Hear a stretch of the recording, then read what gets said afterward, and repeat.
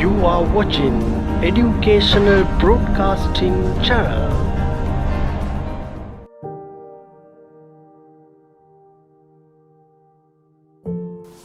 ආයිබෝන් දුවේ පුතේ අදත් සුපුරුදු පරිදි EBC මාධ්‍ය ජාලය ඔස්සේ අපි ඔබ හමුවන්නේ 8 ශ්‍රේණියට අදාළව ගණිත පාඩම් මාලාවේ ප්‍රතිශත පාඩමේ ඊළඟ කොටස සාකච්ඡා කරන්න. අපි මීට ඉස්සෙල්ලා පාඩමේ සාකච්ඡා කළා අපිට හම්බ වුණ භාග සංඛ්‍යාවක් ප්‍රතිශතයක් කරන්නේ කොහොමද කියලා. ඒ වගේම දශම සංඛ්‍යාවක් ප්‍රතිශතයක් කරන්නේ කොහොමද කියලා. ඒක අනුපාතයක් ලෙස දුන්නාම ඒවා ප්‍රතිශත කරන්නේ කොහොමද කියලා අපි සාකච්ඡා කළා. අපි අද සූදානම් වෙන්නේ ප්‍රතිශත ආශ්‍රිත විවිධ ගැටලු සාකච්ඡා කරන්න. අපි ඉස්සෙල්ලාම සාකච්ඡා කරන්න බලාපොරොත්තු වෙනවා මුළු ප්‍රමාණයක් දීලා තියෙනවා සම්පූර්ණ ප්‍රමාණය දීලා ඒකෙන් කොටසක් ගත්තාම ඒ කොටස සම්පූර්ණ ප්‍රමාණයෙන් කිනම් ප්‍රතිශතයක්ද කියන එක තමයි ඉස්සෙල්ලාම අපි සාකච්ඡා කරන්න හදන්නේ. සරල උදාහරණයක් කිව්වොත් ඔයගොල්ලෝ මේ දේ තේරුම් ගන්න. අඹ ගොඩක තියෙනවා ගෙඩි 20ක්. ගෙඩි 20ක් තියෙනවා. ඉදුණු ගෙඩි තියෙනවා 8ක්. එහෙනම් මේ ඉදුණු ගෙඩි 8 මේ ගෙඩි 20න් කොච්චර ප්‍රතිශතයක්ද කියන එක හොයන්නයි මේ වගේ මම සරලම උදාහරණයක් කිව්වොත් ඕක. ගෙඩි 20ක් තියෙනවා අඹ ගොඩක. මේකෙන් 8ක් තියෙනවා ඉදිච්ච ඒවා. එහෙනම් මේ ඉදුණු ප්‍රතිශතය කොච්චරයිද කියලා හොයන්න. මේ වගේ සම්පූර්ණ කොටස දීලා ඒකෙන් කොටසක් දීලා තියෙනවා. ඒ කොටස කොච්චරයිද කියන එකයි අපි මේ කොටසට අදාළව සාකච්ඡා කරන්න තියෙන්නේ. එතකොට දුවේ පුතේ අපි ඉස්සෙල්ලාම කරන්නට ඕනේ මේ දීලා තියෙන කොටස මුළු ගොඩෙන් කොච්චරක්ද කියලා ලියාගන්න. දැන් අපි මේකම ගමු උදාහරණයක් විදියට ගෙඩි 20ක් තියෙනවා 8ක් ඉදිච්ච ඒවා. එහෙනම් ඉදුණු භාගය ලියා ගන්නවා. ඉදුණු භාගය කීයෙන් පංගුවක්ද? ඔක්කොම 20ක් තිබුණා මේ 20න් 8ක් ඉදිච්ච ඒවා. එහෙනම් 20ක් තියෙනවා එකෙන් 8ක් ඉදිච්ච ඒවා. එහෙනම් 20න් 8 තමයි මුළු ප්‍රමාණයෙන් භාගය. එහෙනම් මේක ප්‍රතිශතයක් කරන්න අපි මීට ඉස්සෙල්ලා පාඩමේ අපි සාකච්ඡා කළා. මේ දැන් තියෙන අපිට භාග සංඛ්‍යාව. මේ භාග සංඛ්‍යාව ප්‍රතිශතයක් කරන්න 100%න් ගුණ කරනවා. මේක තමයි අපේ ප්‍රධාන අරමුණ වෙන්නේ. අපි මේකට අදාළව මේ හා සම්බන්ධව තියෙන ඉස්සෙල්ලාම පුංචි ගැටලු කීපයක් සාකච්ඡා කරමු. මට අවශ්‍යයි ග්‍රෑම් 200ක් කිලෝග්‍රෑම් එකක ප්‍රතිශතයක් කරන්න. මට උදාහරණයක් ගත්තොත් මට අවශ්‍යයි මිනිත්තු 15ක්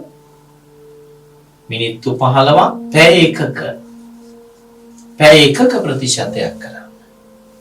මට අවශ්‍යයි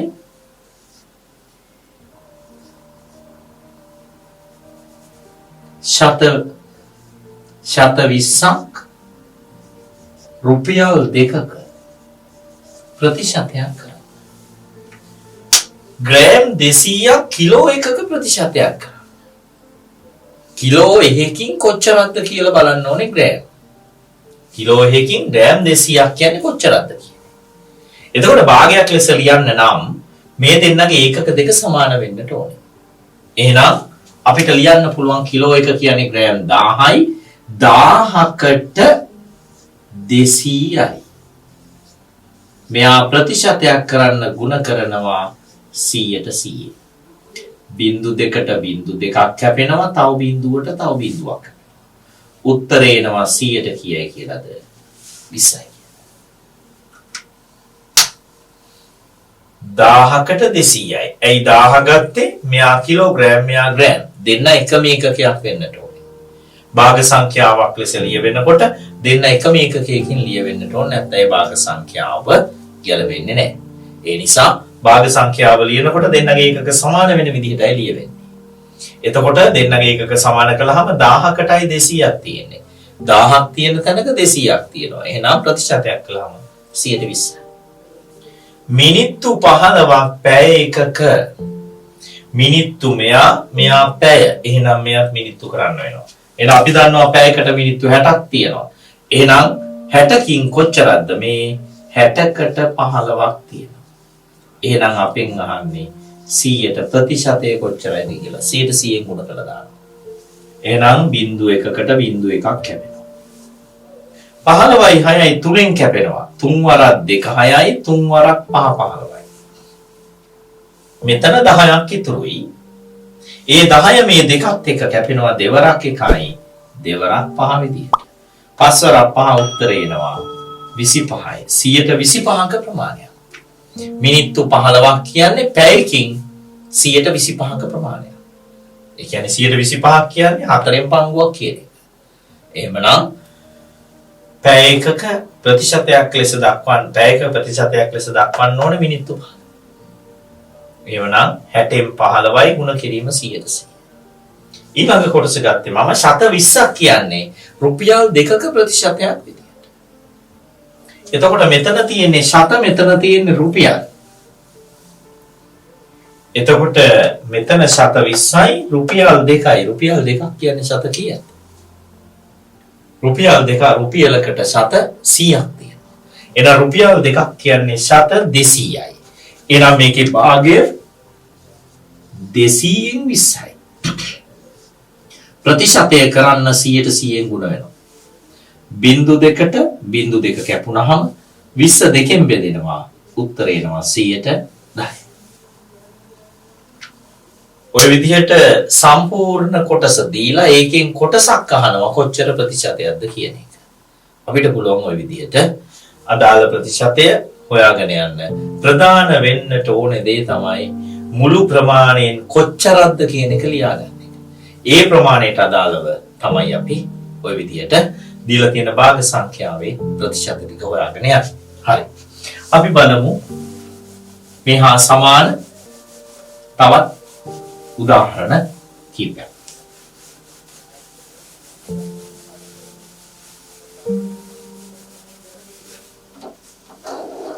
අපි අඹ ගොඩක්ම ගමු. අඹ ගොඩක තියෙනවා ගෙඩි 400ක්. මේ 400න් ඉදුණු ගෙඩි තියෙනවා ඉදුණු ගෙඩි 250ක්. මේකේ තියෙනවා අමු ගෙඩි. අමු ගෙඩි තියෙනවා 150. එහෙනම් ඉතුරු ගෙඩි ඔක්කොම නරක් වෙලා. අපෙන් අහනවා ඉදුණු ප්‍රතිශතය, අමු ගෙඩි ප්‍රතිශතය සහ නරක් වෙච්ච ප්‍රතිශතය. එතකොට ඉදුණු අඹ ගෙඩි 250ක් තියෙනවා. මුළු ගොඩේ 400ක් තියෙනවා. එහෙනම් ඉදුණු භාගය කොච්චරයිද? මුළු ගොඩ 400යි 400න් 250ක් ඉදිරිය. අමු ගොඩ මුළු ගොඩේ ඔක්කොම 400යි. මේ 400න් 150ක් අමු. නරක වෙච්ච භාගය 400න් කොච්චරක්ද? අපි දන්නවා 250යි 150යි. මෙතන එනවා 2යි 1යි 3යි 5යි 5යි 10න් බිංදුව එකක් ඉතුරුයි. ඉතුරු වෙන්නේ කීයද? මේ ගෙඩි ටික ගත්තාම ඔක්කොම වෙනවා කීයද? 400යි. එතකොට නරක වෙච්ච ගෙඩි ප්‍රමාණයක් තියෙනවද? නරක වෙච්ච ගෙඩි ප්‍රමාණයක් නැහැ. එහෙනම් නරක වූ භාගය 400 කොච්චරයිද? බිංදුවයි. එහෙනම් නරක වෙච්ච ප්‍රතිශතයක් නැහැ. එහෙමනම් දැන් මෙයා 400න් 250යි, මෙයා 400න් 150යි. එහෙනම් මේ කොටස් තමයි ප්‍රතිශතයක් කරන්න තියෙන්නේ. මොකෝ මෙතන තියෙන්නේ භාග සංඛ්‍යාව, මෙතනත් තියෙන්නේ භාග සංඛ්‍යාව. එහෙනම් ඒ භාග සංඛ්‍යා දෙක ප්‍රතිශතයක් කරන්න 100න් ගුණ කරලා දාන්න. අපි තව උදාහරණයක් සාකච්ඡා කරමු.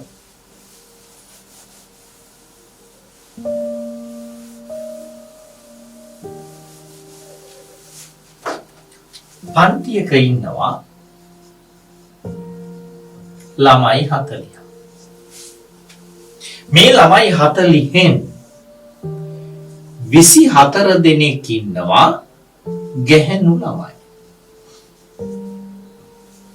ප්‍රශ්නයක් විදියට අහනවා ගැහැණු ළමුන්ගේ ප්‍රතිශතය. ඒ වගේම අහනවා පිරිමි ළමුන්ගේ ප්‍රතිශතය. එහෙනම් කොහොමද අපි මේකට උත්තර දෙන්නේ? පන්තිය 40ක් ඉන්නවා නම් 24ක් ගැහැණු ළමයි නම් පන්තියෙන් කොච්චර භාගයක් ගැහැණු ළමයි ඉන්නවද? පන්තියේ ඉන්නවා 40ක් ඒකෙන් 24. මෙන්න භාගය ලිව්වා. එහෙමනම් 40න් 24 නම් මෙයා ප්‍රතිශතයක් කරන්න 100%න් වුණා. බිංදු එකකට බිංදු එකක් කැපෙනවා. 4යි 24යි කැපෙනවා. 6යි 6 වරක් 10 උත්තරේ 100ට කියයිද? 60. 60ක් ඉන්නේ ගැහැණු ළමයි. එහෙනම් පිරිමි ළමයි ප්‍රතිශතය. පිරිමි ළමයින්ගේ ප්‍රතිශතය හොයන්න ක්‍රම දෙකක් තියෙනවා. එකක් තමයි මුළු පන්තියේ ඉන්න ගානෙන් පිරිමි ළමයි කොච්චරද කියලා ලියාගෙන. එහෙම හොයන්නත් පුළුවන්. අපි එහෙම හදමු ඉස්සෙල්ලා. එතකොට ළමයි ඔක්කොම 40ක් ඉන්නවා. පිරිමි කොච්චර ඉන්නවද? 24 දෙනෙක් ගැහැණු ළමයි නම් තව 16 දෙනෙක් ඉන්නවා පිරිමි ළමයි. එහෙනම් 40කට කීයයිද? 16 නම් ප්‍රතිශතයක් කරන්න 100%න් ගුණ කරනවා. බිංදු එකකට බිංදු එකයි 4 වරක් 1යි 4 වරක් 4යි 4 වරක් 10 උත්තරේ එනවා 140යි. එතකොට පන්තියේ ඉන්නේ පිරිමි ළමයි සහ ගැහැණු ළමුන් පමණයි මෙතෙන්දී. ඔක්කොම 40යි. ඒකෙන් 24ක් ගැහැණු ළමයි. ඉතුරු 16 පිරිමි ළමයි. එතකොට ප්‍රතිශත ගත්තාම මේක 160යි මේක 140යි. එතකොට පිරිමි ළමුන්ගේ ප්‍රතිශතය අපිට මෙහෙම ගන්නත් පුළුවන්. පන්තියේ ඉන්න මුළු ළමුන්ගෙන් 160ක් ඉන්නේ ගැහැණු ළමයි නම් තව 100ට කොච්චරද ඉතුරු? 160ක් ගැහැණු නම් තව 40යි ඉතුරු. ඒ 40 තමයි පිරිමි ළමයි වෙන්නේ. එතකොට එක කොටසක් දුන්නාම අනිත් කොටස හොයාගෙන යන්නට අපිට ওই විදිහට පුළුවන්. ක්‍රම දෙකම භාවිත කරන්න පුළුවන්. 100න් අඩු කරලා ගන්න ක්‍රමය සහ එහෙම නැත්නම් ඉතුරු කොටස ලියාගෙන මේ විදිහට හොයාගෙන යන්න පුළුවන්. අපි එවැනි තව උදාහරණ කීපයක් බලමු.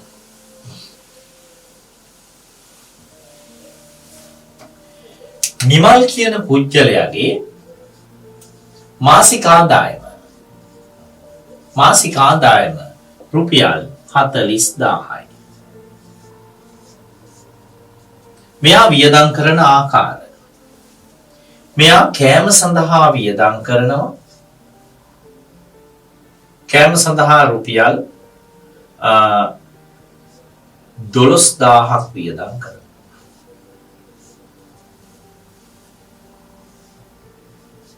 ගමන් වියදම් සඳහා එයා වියදම් කරනවා රුපියල් 8000. ඉතිරි ටික ඔක්කොම එයා බැංකුවේ තැන්පත් කරනවා. අපෙන් අහනවා කෑම සඳහා කොච්චර ප්‍රතිශතයක්, ගමන් වියදම් සඳහා කොච්චර ප්‍රතිශතයක්ද, බැංකුවේ තැන්පත් කරන්නේ කොච්චර ප්‍රතිශතයක්ද කියලා. එහෙමනම් මෙයාගේ ප්‍රතිශතය හොයන්න ඉස්සෙල්ලාම කරන්න ඕනේදී මෙයා මේ භාවිත කරන එක් කොටස මුළු මුදලින් කොච්චරද කියන එක ලියාගෙන යන එක. එහෙමනම් කෑම සඳහා ඔක්කොම 40000ක් තියෙනවා. මේ 40000න් 12000යි. එහෙනම් ප්‍රතිශතය කරන්න 100%න් උනයි. එහෙමනම් මේ බිංදු 3ට මෙතන බිංදු 3ක් කැපෙනවා. තව එක බිංදුවකට තව එක බිංදුවක් කපනවා. 12 4ෙන් බෙදුවහම 4 වරක් 1යි 4 වරක් 3යි. මෙතන 3 වරක් මෙතන 10 3 වරක් 10 30යි. එහෙනම් කෑම සඳහා 130ක් එයාගේ ලැබෙන මුදලින් 130ක ප්‍රමාණයක් අයින් කරලා තියෙනවා. දැන් අපි හොයමු යාට ගමන් වියදම් සඳහා යන ප්‍රතිශත. ඔක්කොම 40000යි. ඒකින් 8000ක්. එහෙමනම් ප්‍රතිශතය කරන්න 100%. සුළු කිරීම තමයි හොඳට බලන්න ඕනේ. බිංදු 3ක් තියෙනවා. මේකෙත් 3ක් තියෙනවා කපලා දැම්මා. තව එකක් තියෙනවා ඒක මේකෙන් කපමු. 8යි 4යි බෙදෙනවා 4 වරක් 1යි 4 වරක් 2 විදිහට. දෙවරක් 10. 120. තමන්ට ලැබෙන මුදලින් 30ක් කෑම සඳහා වියදම් කරනවා. තමන්ට ලැබෙන මුදලින් 20ක් ගමන් සඳහා වියදම් කරනවා. මේ ඉතුරු ටික අපි හිතමු බැංකුවේ දානවා කියලා. එහෙනම් බැංකුවේ දාන ප්‍රතිශතය මේ මුදල 12000යි 8000යි එකතු කරලා අයින් කරලා ඉතුරු ටික හොයාගෙන ගාන හදන්නත් පුළුවන්. එහෙම නැත්නම් මේ ප්‍රතිශත දෙක දන්න නිසා මේ ප්‍රතිශතේ හොයාගන්නත් පුළුවන්. එහෙනම් මෙතන 30යි මෙතන 20යි 50යි. එහෙනම් බැංකුවේ තැන්පත් කරලා තියෙන්නේ 100%න් 150ක් අයින් කරලා දාන්න ඕනේ. එහෙනම් 100%න් 150ක් අයින් කළාම බැංකුවේ තැන්පත් කරලා තියෙනවා තවත් 150. ගාන හැදුවහම ඒ සමස්ත ප්‍රතිශතවල එකතුව හැමතිස්සෙම 100ට සමාන වෙන්නට ඕන. එක් එක් කොටස සඳහා වෙන් කළ ප්‍රමාණයන් ගත්තාම ඒ ප්‍රමාණයන් සියල්ලගේම එකතුව 100ට සමාන වෙන්නට ඕන. එතකොට මෙයාගේ ප්‍රතිශතය මේ ආකාරයට අපිට පහසුවෙන් ලබා ගන්න පුළුවන්. මොකද මේ දෙන්නගේම ප්‍රතිශත දන්නා නිසා. එතකොට මුළු ප්‍රමාණයක් දීලා ඒකෙන් විවිධ කොටස් අහනවා කොච්චරද කියන එක. ඒ කොටස් වලට අදාළ ප්‍රතිශත මොනවද කියලායි අපිට හොයන්න තියෙන්නේ. එතකොට අපි තවත් මේ වගේ සරල උදාහරණයක් ගමු.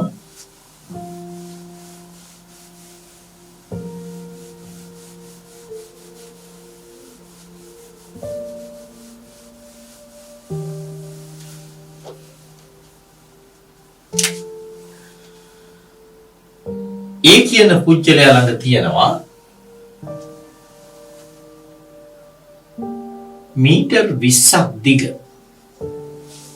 මීටර් 20ක් දිග නූලක්. මීටර් 20ක් දිග නූලක්. මේ මීටර් 20ක් දිග නූලෙන් මීටර් 5ක දිග ප්‍රමාණයක් කපලා අයින් කරනවා. කපලා අයින් කරාම මේ කොටස මීටර් 5ක දිගක් කපලා අයින් කරලා මේක යොදා ගන්නවා යම් කිසි අපි හිතමු ක්‍රියාකාරකමක් සිදු කරන්න මේ මීටර් 5 යොදා ගන්නවා. එතකොට මීටර් 5 යොදාගත්තාම තවත් ඉතුරු වෙනවා මීටර් කීයක්ද? ඉතුරු වෙනවා මීටර් 15ක්. යම් කිසි කාර්යයක් සඳහා මේ මීටර් 5 වැය කරලා තියෙනවා. එතකොට ඉතුරු වෙලා තියෙනවා තව මීටර් 15ක්. එහෙනම් මෙයාගේ මේ මීටර් 5 කියන්නේ මේ තිබිච්ච පටියේ දිගෙන් නැත්නම් නූලේ දිගෙන් කිනම් භාගයක්. මුළු දිග මීටර් 20යි. එහෙනම් මේ 20කට තමයි මේ 5 තිබුණේ. එහෙනම් 20කට 5යි නම් 100ට කරන්න. ප්‍රතිශතය කරන්න 100ට 100ෙන් ගුණ වෙනවා. එහෙනම් 0.1කට 0.1යි. දෙවරක් 1යි දෙවරක් 5යි. පස්වරක් 5 125යි. එතකොට 125ක් තමයි අදාළ ක්‍රියාකාරකම සඳහා යොදාගෙන තියෙන්නේ. එහෙනම් ඉතුරු වෙච්ච ප්‍රමාණය කොච්චරද අහනවා. එතකොට ඉතුරු ප්‍රමාණය අපිට මේකෙන් ගණනය කරගන්නත් පුළුවන්. එහෙම නැත්නම් මෙතන සම්පූර්ණ දිග මීටර් 20යි 20කින් තව 15ක් ඉතුරුයි. එහෙනම් 100ට. බිඳුවට බිඳුවයි 10 දෙකෙන් බෙදෙනවා 5යි 15 වරක් 5 175යි කියලා ගන්න. මම මේ උදාහරණය ගත්තේ අර ප්‍රතිශතය අඩු කරලා ගන්න පුළුවන් බව නැවත ඔයගොල්ලන්ට අවබෝධ කිරීම සඳහා. එතකොට මේකට 125යි 75 මේ ආකාරයට හොයා ගන්නත් පුළුවන්. නැත්නම් 100න් 25ක් අයින් කරලා මේ විදිහට 75 හොයා ගන්නත් පුළුවන්. එතකොට මේ ප්‍රතිශත ගණනය කරනකොට මේ පළවෙනි අවස්ථාව තමයි සම්පූර්ණ කොටසින් කොච්චරක්ද කියන එක ලියන්න ඕනේ. ඉතින්ලා ඒ භාගය කොච්චරද කියලා ලියන්න ඕනේ. ඒ භාගය ගත්තට පස්සේ මුළු ප්‍රමාණයෙන් කොච්චරද කියලා ලියාගෙන ඒක ප්‍රතිශතයක් කිරීම තමයි ප්‍රධාන අරමුණ වෙන්නේ මේ කොටසේදී. අපි තව උදාහරණයක් බලමු.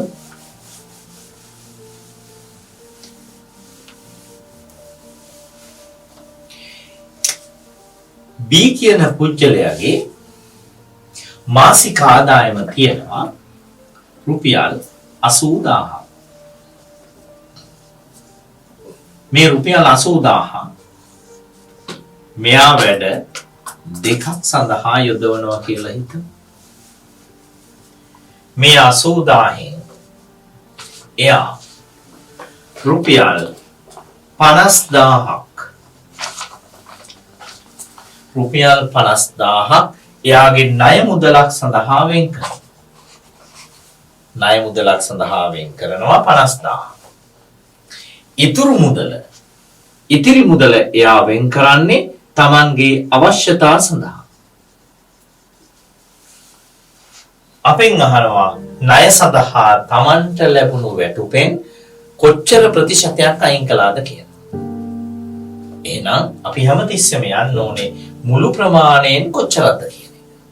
එයාට 80000ක් ලැබෙනවා 50000ක් ණය. එහෙනම් 80000කට 50000යි. එහෙමනම් 100ට.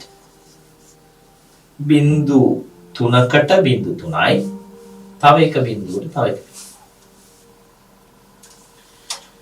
8යි 100යි කැපෙනවා. දෙකෙන් දෙවරක් 4 8යි, දෙවරක් 50යි. ආයි දෙවරක් 2යි, දෙවරක් 25යි. 25 සරක් 5 125යි බෙදන්න වෙනවා දෙකෙන්. 125 බෙදන්න වෙනවා දෙකෙන්. දෙවරක් 6 12යි ඉතුරු නෑ. 5 ගත්තාම 5ට දෙවරක් 2 4යි ඉතුරු වෙනවා 1. එහෙනම් 10ට දශම 5යි. එහෙනම් 100ට එනවා 62.5. එහෙනම් 162.5ක ප්‍රමාණයක් එයා වෙන් කරලා තියෙනවා යාගේ ණය මුදල සඳහා. එහෙනම් අවශ්‍යතා සඳහා වෙන් කළ මුදල හොයන්න ක්‍රම දෙකක් තියෙනවා. එයාගේ ඉතුරු මුදල අරගෙන 80000න් 50000ක් අයින් කරලා එතකොට තව 30000ක් ඉතුරු. ඒක හොයන්න පුළුවන් මේ ක්‍රමයට 80000න් 30000යි. 80000කට 30000 නම් 100ට කොච්චරයිද කියලා හොයන්න. එහෙම නැත්නම් ඒ උත්තරේ ලබා ගන්න පුළුවන් අනිත් ක්‍රමය තමයි 162.5ක් අයින් කළාට පස්සේ තව කොච්චර ඉතුරුද කියන්නේ. එයාගේ සමස්ත මුදල 100යි දශම නැහැ. ඒකෙන් 62.5ක් අයින් කරනවා. 100ට 100න් 162.5ක් අයින් කරනවා. 10න් 5 5යි. 9න් 2 7යි. මෙතන 9යි 9න් 6ක් අයින් වෙනවා 3යි. එතකොට යා අදාළ අවශ්‍යතා සඳහා වෙන් කරන්නේ 137.5ක ප්‍රමාණය. එතකොට අපි මේ අද සාකච්ඡා කළේ දුවේ පුතේ සමස්ත මුදල දීලා නැත්නම් සමස්ත ප්‍රමාණය දීලා ඒකෙන් කොටසක් ගත්තාම ඒ කොටස් කොහොමද ප්‍රතිශත බවට පරිවර්තනය කරන්නේ කියලා. ඒතර අපි දැනගන්න ඕන දේ තමයි ඒ කොටස හැමතිස්සෙම මුළු ප්‍රමාණයෙන් කොච්චරද කියලා ලියා ගන්නට ඕනේ. ඒ මුළු ප්‍රමාණයෙන් කොච්චරද කියලා ලියාගෙන ඒ කොටස එතකොට අපිට ලැබෙන්නේ භාග සංඛ්‍යාව එයා ප්‍රතිශතයක් කරන්නයි තියෙන්නේ. එහෙනම් දුවේ පුතේ ඔයගොල්ලන්ගේ අදාළ පෙළ පොතට අදාළව 13/4 අභ්‍යාසය කළා ඔයගොල්ලෝ පුහුණු වීම කරන්න. එහෙනම් අපි මේ පාඩමේ ඊළඟ කොටස සමග ඊළඟ පාඩම් මාලාවේදී සම්බන්ධ වෙන බලාපොරොත්තු වෙන්නේ. එහෙනම් අපි අද සමුගන්නවා. ඔබ සියලු දෙනාටම අයිබෝවන්.